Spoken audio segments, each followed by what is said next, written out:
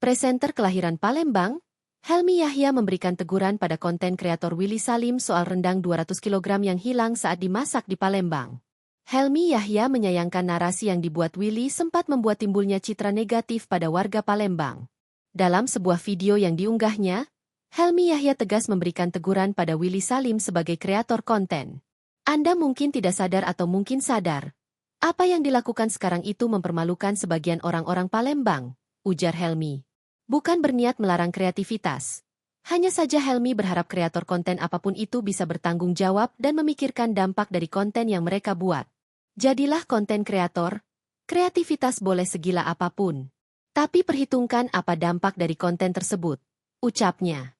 Diketahui sebelumnya, Willy Salim membuat konten masak besar rendang sebanyak 200 kg.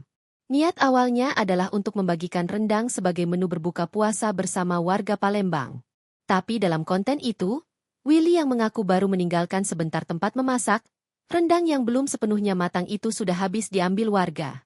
Willy Salim sendiri sudah membuat permintaan maaf karena kontennya telah merusak citra warga Palembang.